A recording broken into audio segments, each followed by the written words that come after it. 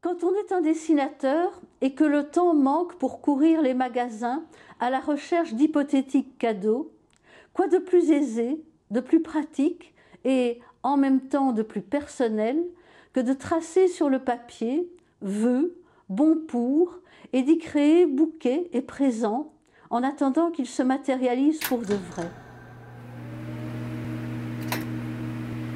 Les dessins présentés dans ce livre n'étaient pas destinés à la publication. Originellement conçus pour souhaiter fêtes, anniversaires et Saint-Valentin, ils étaient réservés au cercle familial. Les dessins vont très vite se sophistiquer, ils vont aussi, et surtout, exprimer toute la profonde affection d'un homme pour sa famille et sa bienveillante générosité. On a ce dessin qui décrit le meuble, mais vraisemblablement aussi il y a la peur d'acheter mal, d'acheter quelque chose qui ne conviendrait pas.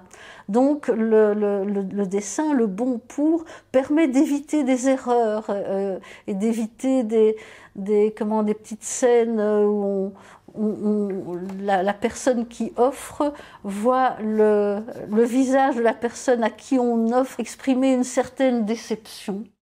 Donc ça, c'est un des premiers dessins, c'est assez succinct et ça sent un peu la hâte. On a l'impression que derrière ce dessin, il y a un cadeau qui a été très très difficile à trouver, un cadeau qu'on n'a pas pu concrétiser et donc on s'est rabattu sur l'idée des pantoufles et on a demandé à mon père de faire un dessin pour sauver l'anniversaire ou la fête. C'est très difficile de faire un cadeau. Il y a des gens pour lesquels c'est très difficile de faire des cadeaux. Parfois, je lui disais, tiens, oui, j'ai vu ça en ville. Etc. Et donc, il a fait, par exemple, celui-là d'après des foulards que j'avais vus dans tel magasin.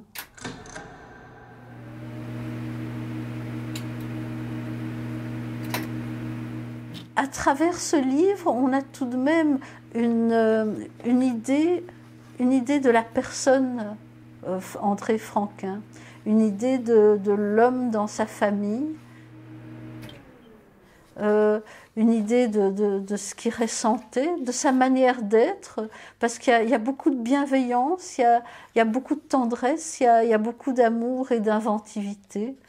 Et je trouve que ça donne uniquement par des dessins, par les impressions qui sont données par ces dessins, on peut avoir une idée charmante de ce qu'il suscitait auprès de sa famille, de la bonne atmosphère qui suscitait, de son besoin de faire plaisir. On voit aussi des dessins qu'on n'a pas l'habitude de voir. Certains couacs, je t'aime tendrement, bien sûr, je suis très con. Enfin, bon anniversaire, ma chérie. Donc voilà, il a finalement oublié un anniversaire. Alors ça permet aussi à mon père de portraiturer ma mère. Et on peut voir aussi qu'il en faisait parfois des dessins réalistes. Donc tout ça reflète tout un aspect de la personnalité d'André Franquin.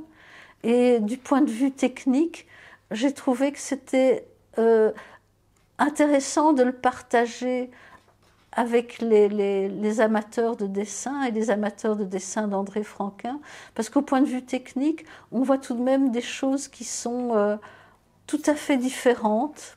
Alors ça, c'est une enveloppe, ça c'est un cadeau qui m'est destiné, et donc aussi un très beau lettrage, et c'est fait au stylo Parker. C'est pour ça qu'il y a cette étrange couleur d'encre turquoise qu'il avait choisie, et le lettrage est tout aussi soigné. Et c'est sans beaucoup de phrases, on a une idée de la personne, et une idée de la personne qui est plutôt au niveau des impressions et des sensations visuelles que de la rhétorique ou de la prose.